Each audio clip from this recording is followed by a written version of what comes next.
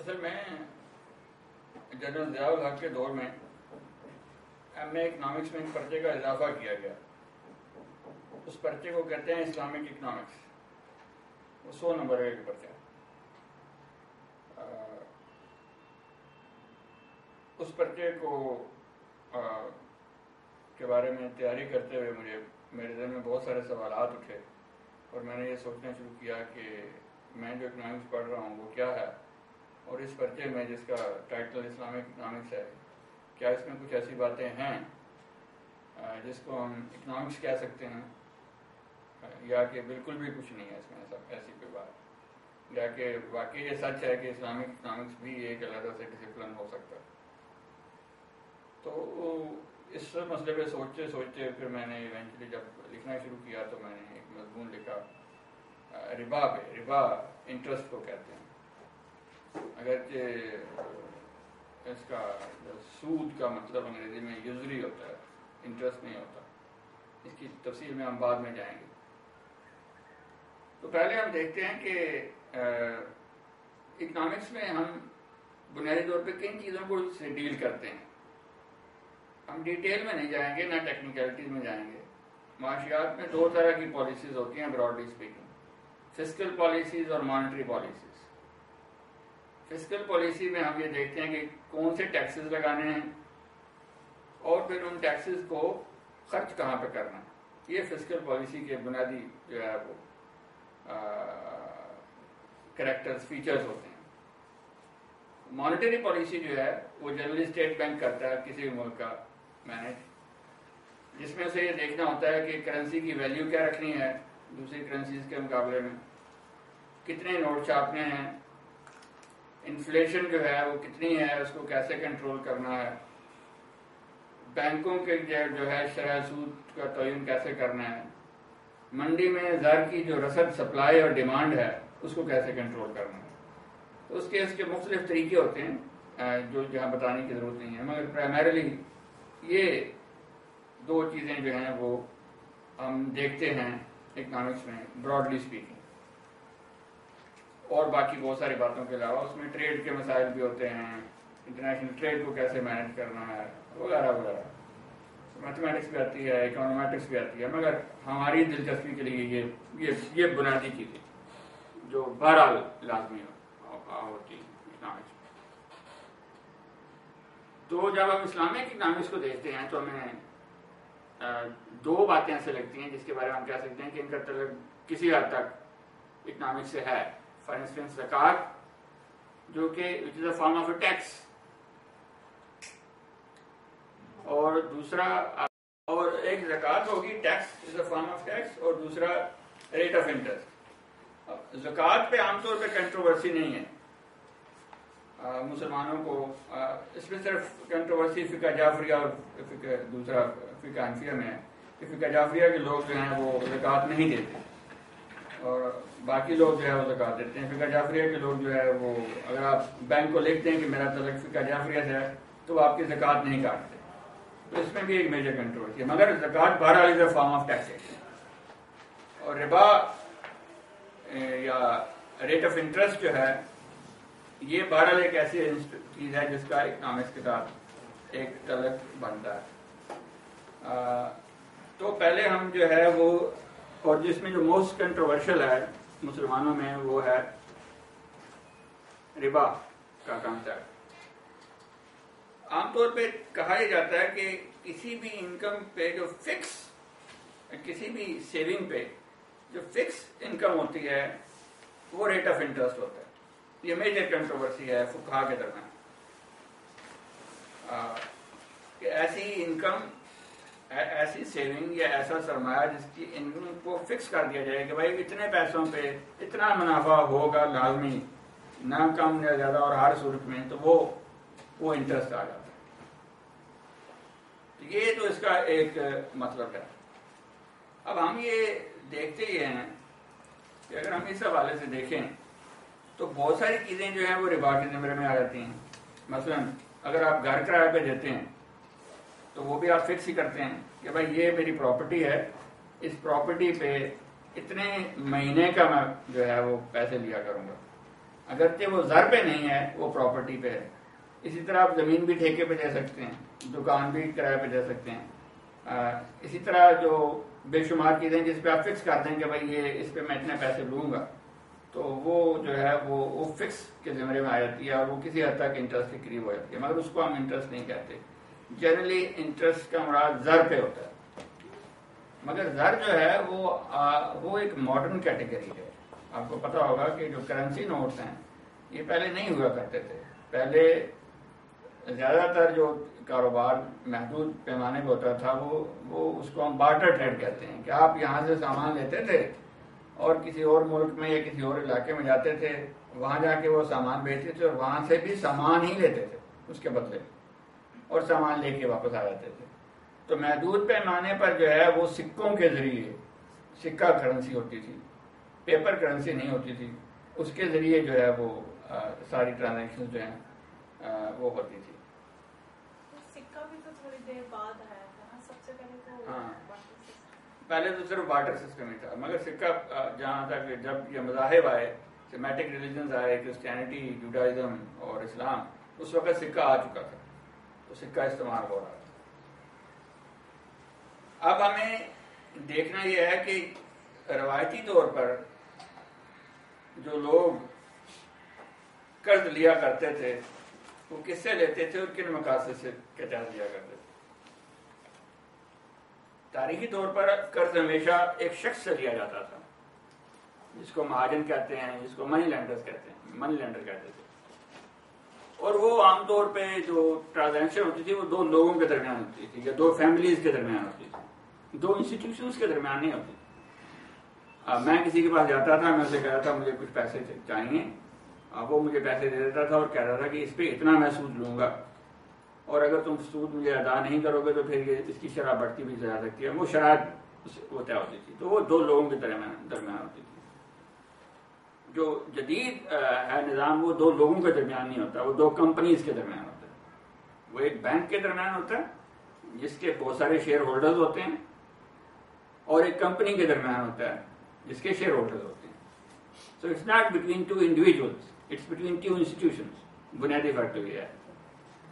دوسرا یہ کہ عام طور پہ پرانے وقتوں میں لوگ قرض لیا کرتے تھے مجبوری کے تحت۔ کسی کی شادی آ گئی، اس کے پاس پیسے نہیں ہیں، اس نے قرض لے لیا۔ کوئی بیمار پڑ گیا، اس نے قرض لے لیا۔ کسی کی فصل خراب ہو گئی، اس نے قرض لے لیا۔ کسی کو کاروبار میں خسارہ ہو گیا، اس نے قرض لے لیا۔ سو عام طور پہ وہ جو قرض کی نوعیت ہوتی تھی وہ مجبوری کے تحت لیے گئے کنزمپشن لونز کی صورت میں زیادہ ہوتی تھی۔ عام طور پہ لوگ کاروبار کے لیے قرض کم لیا کرتے تھے، وہ اپنے ہی پیسے استعمال کرتے تھے۔ قرض لیا جاتا تھا اپنی نجی ضرورتوں کے لیے، مگر جدید دور میں زیادہ تر جو قرض ہیں، میجر چنک جو ہے، وہ نجی ضرورتوں کے لیے لوگ قرض نہیں لیتے۔ آپ نے سنا ہوگا کار فائنینسنگ آ گئی ہے، اس طرح کی چیزیں، ہاؤس فائنینسنگ بھی آ گئی ہے، اس طرح کی اور بھی چھوٹی چھوٹے ہیں اور معاملات، مگر پرائمریلی بینک جو ہیں وہ آپ کو کاروبار کے لیے یعنی مزید پیسے کمانے کے لیے آپ کو قرض دیتے ہیں۔ تو یہ ایک جو ہے وہ بنیادی فرق ہمیں محسوس ہوتا ہے اس میں۔ اچھا، اور جدید جو نظام ہے بینکس کا وہ خاصا ٹیکنیکل ہے۔ پرانے زمانوں میں ہوتا یہ تھا کہ جب آپ قرض نہیں دے سکتے تھے تو آپ کی جائیداد جو ہے وہ ضبط کر لی جاتی تھی۔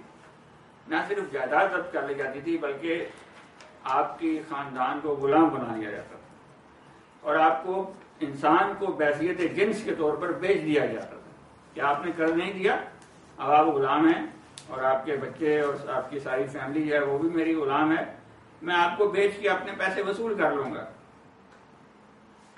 ماڈرن دور میں ایسا نہیں ہو سکتا، اٹس ناٹ پاسبل۔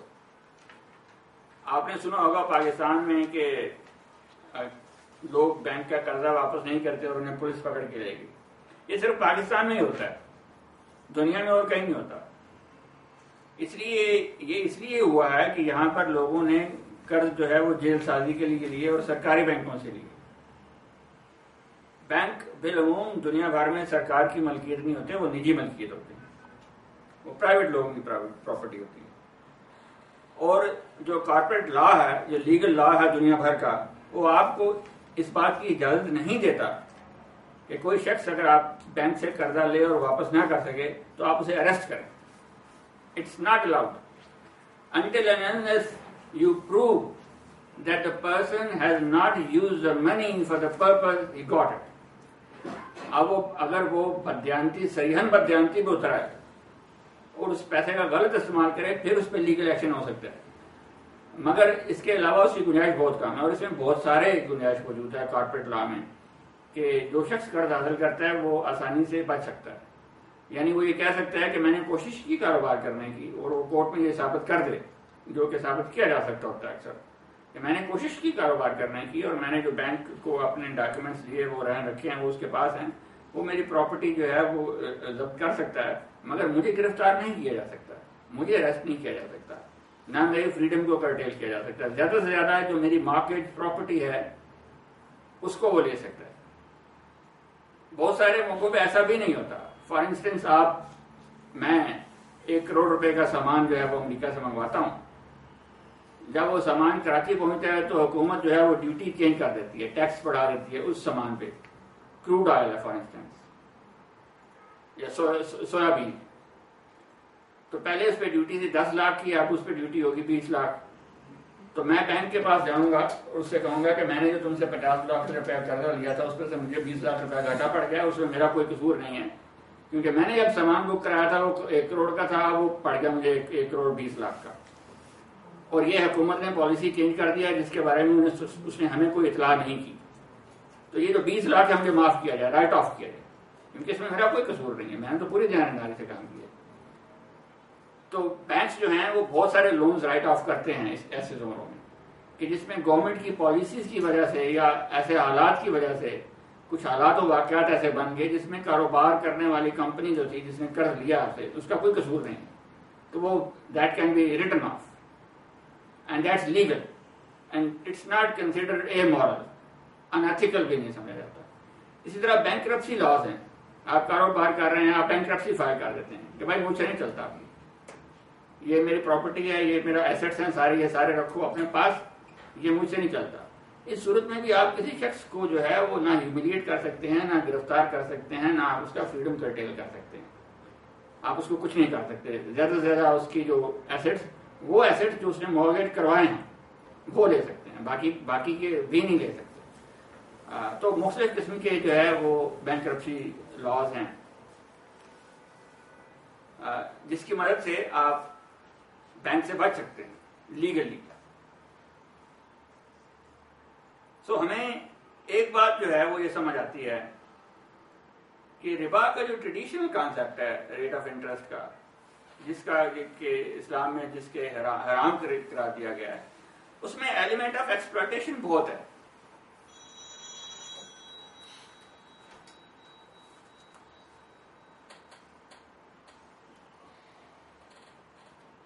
اس میں ایلیمنٹ آف ایکسپلوٹیشن بہت ہے، مگر جو ماڈرن کانسیپٹ ہے اس میں ایلیمنٹ آف ایکسپلوٹیشن کم ہے، بلکہ لوگ مزید پیسے کمانے کے لیے بینک کے پاس جاتے ہیں، اسے کہتے ہیں دیکھو ہمارے پاس پیسے ہیں، ہمیں مزید کچھ پیسے دو، ہم مزید کاروبار کرنا چاہتے ہیں. تو ایک بات تو یہ ہمیں ماڈرن بینکنگ میں اور ٹریڈیشنل مہاجن میں یہ فرق محسوس ہوتا ہے. دوسرا ایک میجر فرق جو اس کو اگنور کر دیا جاتا ہے وہ کہتے ہیں ہم real rate of interest and nominal rate of interest. اب ہمارے زمانے میں انفلیشن جو ہے یا افراط زر ایک مستقل خاصہ ہے اور وہ ہر اکانومی میں ہوتا ہے. ٹھیک ہے، فار انسٹنس اگر پاکستان میں افراط زر کی شرح 10% ہے اور شرح سود جو ہے وہ 8% ہے، تو جو نامنل ریٹ آف انٹرسٹ ہے وہ تو 8% ہے، مگر جو ریئل ریٹ آف انٹرسٹ ہے وہ -2% ہے، کیونکہ 2% انفلیشن زیادہ ہے. تو انفلیشن جو ہے یا افراط زر جو ہے اگر شرح سود سے زیادہ ہو انفلیشن تو انفیکٹ جو ہے وہ شرح سود ہوتی نہیں ہے بلکہ وہ ریورس ہوتا ہے. اب پاکستان کی صورت میں ہم یہ دیکھتے ہیں کہ اکثر جو شرح سود ہے وہ انفلیشن سے کم ہوتی ہے. اگر 12% ریٹ آف انٹرسٹ ہے تو انفلیشن کہیں 16-17% ہوگی. اس کا مطلب ہے کہ جو شخص بینک سے پیسے لے رہا ہے سود سمجھ کے یا ادا کر رہا ہے، وہ اصل میں ادا ہی نہیں کر رہا. وہ تو اتنے بھی نہیں دے رہا جتنے کہ اس کو دینے چاہیے، کیونکہ انفلیشن زیادہ ہے. تو انفلیشن جہاں زیادہ ہوگی وہاں پہ وہ فرق اور بھی زیادہ کنفیوزنگ سا ہو جائے گا کہ یہ پھر انٹرسٹ کدھر گیا، پھر منافع کدھر گیا. یہ اتنی تو مہنگائی ہو رہی ہے، مجھے جو ہے وہ لاکھ کے پیچھے جو ہے وہ 1000 روپیہ بینک دیتا ہے، اور جو مہنگائی ہے وہ 15% ہے، تو میں تو 5% گھاٹے میں ہوں. تو وہ تو انٹرسٹ رہا ہی نا. تو ایک بات جو ہے وہ ہمیں یہ ذہن میں رکھنی چاہیے. ریٹ آف انٹرسٹ کے حوالے سے جو ہمارے جیسے ملکوں میں ایک تحفظ یہ بھی ہے کہ یہ جو ادارے ہیں بڑے بڑے IMF، ورلڈ بینک اور یہ غریب ملکوں کو قرض کے چنگل میں پھنسا دیتے ہیں. اور یہ قرض کے چنگل میں اس لیے پھنستے ہیں کہ اس پہ ریٹ آف انٹرسٹ ہوتا ہے. اب اس میں ہمیں 2-3 باتیں یاد رکھنی چاہیے. یہ جو ڈونر ایجنسیز ہیں، for instance IMF، world bank وغیرہ، یہ مارکیٹ ریٹ سے کہیں کم شرح پہ آپ کو قرض دیتے ہیں. اگر سٹی بینک 4% پہ دے رہا ہے تو IMF آپ کو 0.1% پہ دے 0.5% پہ دے گا یا 1% پہ دے گا. وہ مارکیٹ سے بہت کم شرح سود پہ قرض دیتے ہیں. دوسرا، یہ اس کو ملتوی کیا جا سکتا ہوتا ہے. آپ کہہ سکتے ہیں کہ اس کو ایکسٹینڈ کر دو. 10 سال کے لیے آپ نے جو ایگریمنٹ سائن کیا تھا کہ 10 سال بعد ہم اتنے پیسے دیں گے، اس پہ اتنا شرح سود ہوگا. مگر آپ 10 سال بعد کہتے ہیں کہ ہمارے پاس تو نہیں ہے، بلکہ ہمیں مزید پیسے دو اور اس کو جو ہے وہ ریسائیکل کرو، ریسکیڈیول کرو اس سارے کو. تو یہ بھی عام ہے. تو یہ بات ہمیں تھوڑی سی رکھنی چاہیے. مگر اس میں تحفظات ہیں غریب ملکوں کے کہ اگر یہ سود نہ ہو، خاص طور پر مسلمان سے یہ سمجھتے ہیں کہ اگر یہ سودی کاروبار نہ ہو تو یہ IMF وغیرہ ایکسپلائٹ نہ کر سکیں. یہ بات اتنی ٹھیک نہیں ہے، کیونکہ IMF مارکیٹ ریٹ سے بہت کم پہ دیتا ہے. مارکیٹ ریٹ پہ انفلیشن ریٹ زیادہ ہوتا ہے. اصل میں مسئلہ جو ہے وہ مس مینجمنٹ کا ہے. جو غریب ملک جو ہیں ان کی حکومتیں ریسورسز کو جس طریقے سے مس مینج کرتی ہیں، قرض لیتی ہیں، وعدے کچھ کرتی ہیں، واپسی دفعہ جو ہے ان کا موڈ اور کچھ ہو جاتا ہے، پیسے ضائع کر بیٹھتے ہیں اور وغیرہ وغیرہ. مگر اس کے باوجود بہرحال یہ ایک مسئلہ ہے جس کو جو ہے ایڈریس کرنے کی ضرورت ہے. ایک اور بات جس کو ہم اکثر کنفیوز کرتے ہیں اسلامی اکنامکس کے ساتھ، وہ انہیریٹنس کے لاز ہیں کہ بھائی آپ کی اگر اتنی پراپرٹی ہے تو اس میں سے بچی کا حصہ اتنا بنے گا، بیٹے کا حصہ اتنا بنے گا. انہیریٹنس لاز جو ہیں وہ ٹیکنیکلی اسپیکنگ لیگل ایشو ہے. It's not an economic. ہم اس کو اکنامکس نہیں کہہ سکتے. دیٹس اے لیگل ایشو کہ کس کی کتنی انہیریٹنس ہوگی، کتنی پرائیویٹ جو ہے ہوگی، پراپرٹی کس کو، کس بچے کو کتنی ملے گی، کس بہن بھائی کو کیا ملے گا وغیرہ وغیرہ. تیسری اہم بات جو ہمیں بتائی جاتی ہے اسلامک اکنامکس کے حوالے سے وہ ہے ایتھیکل اسٹیٹمنٹس. مزدور کا جو ہے پسینہ خشک ہونے سے پہلے اس کی اجرت ادا کر دو،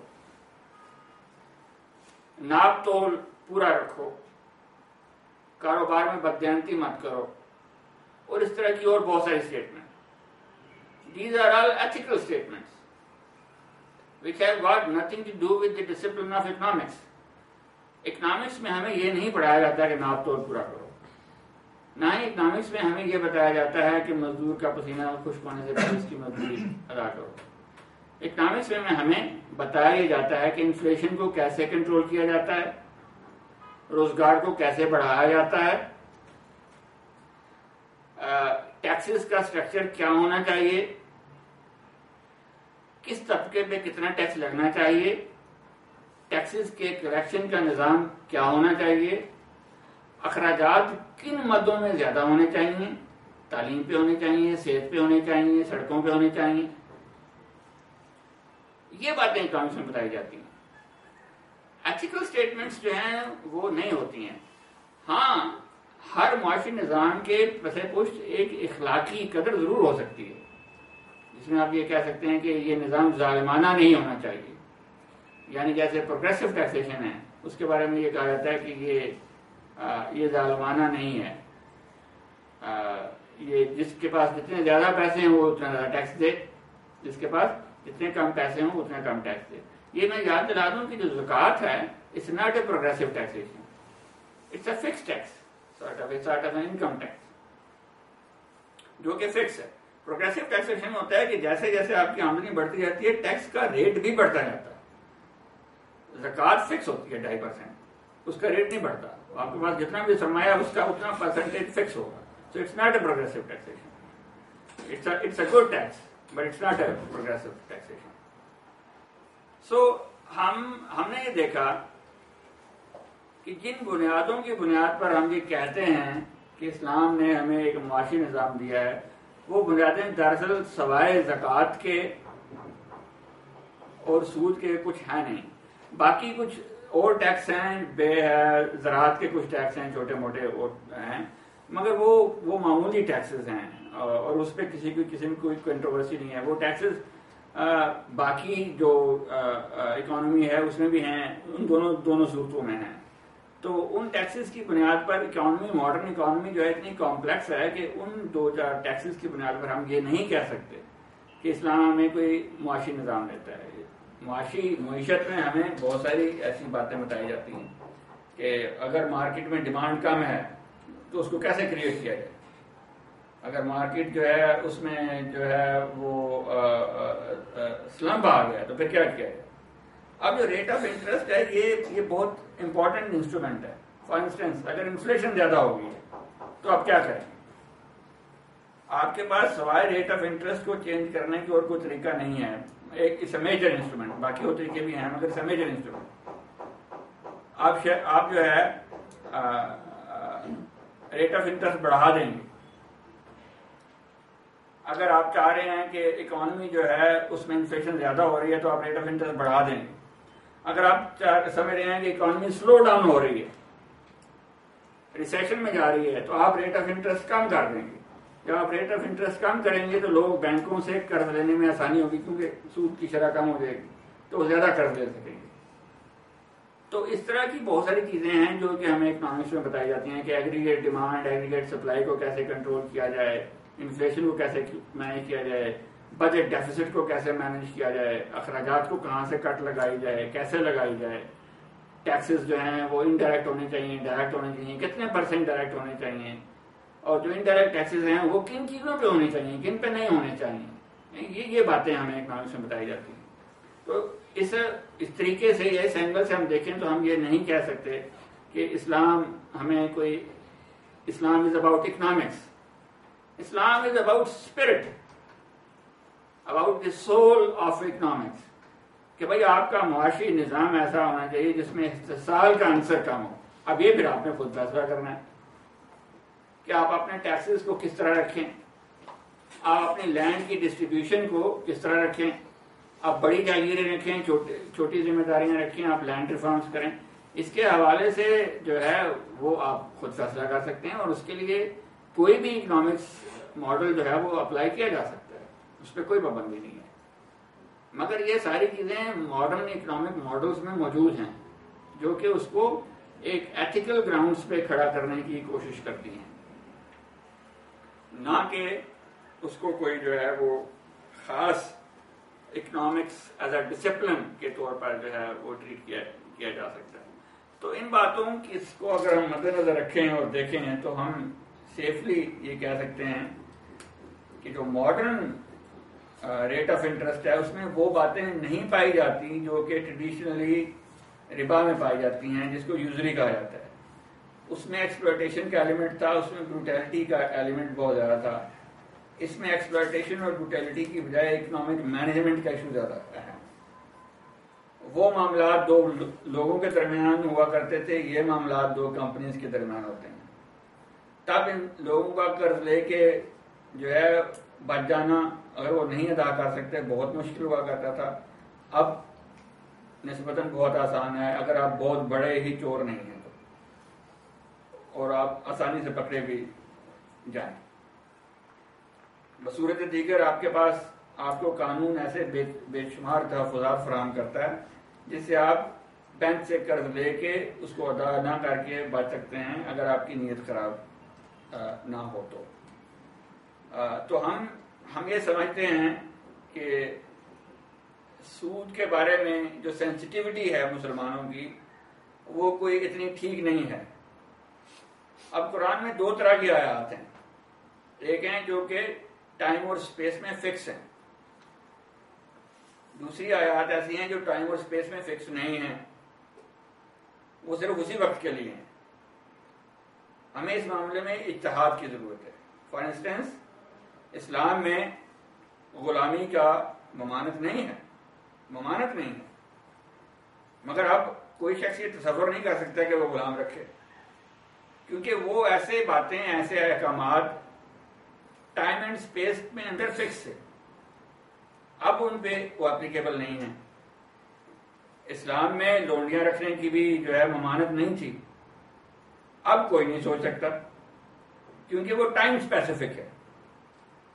میری رائے میں یہ جو معاملہ انٹرسٹ کا ہے یہ بھی ٹائم اسپیسیفک تھا, کیونکہ اس میں ایلیمنٹ آف یوزری جو تھی, ایکسپلائٹیشن جو تھی, وہ اس وقت کے حساب سے تھی, وہ ظلم تھا. اب اس کی نوعیت بدل چکی ہے. ویسے تو کسی حد تک ایکسپلائٹیشن جو ہے وہ موجود ہے, اور وہ تو معاشی نظام کے اندر بھی موجود ہے. یعنی اگر آپ مزدور کو اس کی مزدوری ادا کر دیں اور اس میں سے کچھ نہ بچائیں تو آپ سیونگ نہیں کر سکتے. اگر آپ سیونگ نہیں کرتے تو انویسٹمنٹ نہیں ہو سکتی, اور اگر انویسٹمنٹ نہ ہو تو ڈیولپمنٹ نہیں ہو سکتی. تو اتنی سی ایکسپلائٹیشن جو ہے وہ سرمایہ داری نظام کے اندر موجود ہے کسی حد تک, جس کو کہ برداشت کرنا پڑے گا اور اس کو بہترین کم کرنا پڑے گا. ہم زیادہ سے زیادہ یہی کر سکتے ہیں. اسی طرح انٹرسٹ میں بھی جو ہے کسی حد تک ایکسپلائٹیشن کا ایلیمنٹ موجود ہے, مگر اس کی ایکسپلائٹیشن وہ والی نہیں ہے جیسی کہ روایتی طور پر ہوا کرتی تھی. اس سے ہم یہ نتیجہ نکالتے ہیں کہ اس کے بارے میں مسلمانوں کا زیادہ سینسٹیو ہونا, اس پہ انسسٹ کرنا کہ ہم ایک ایسا معاشی نظام بلا سود معاشی نظام چاہتے ہیں, وہ پاسبل نہیں ہے.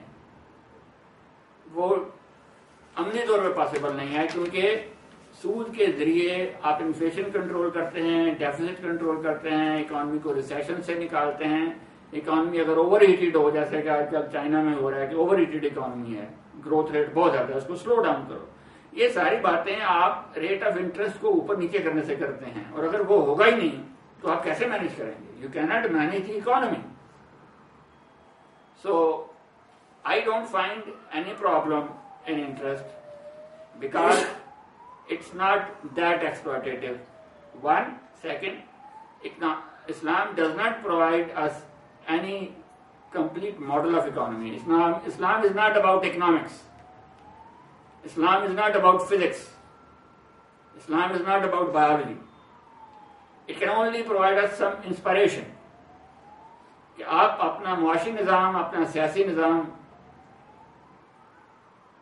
ایسا بنائیں جس میں کمزور کے لیے جینے کی, زندہ رہنے کی گنجائش ہو.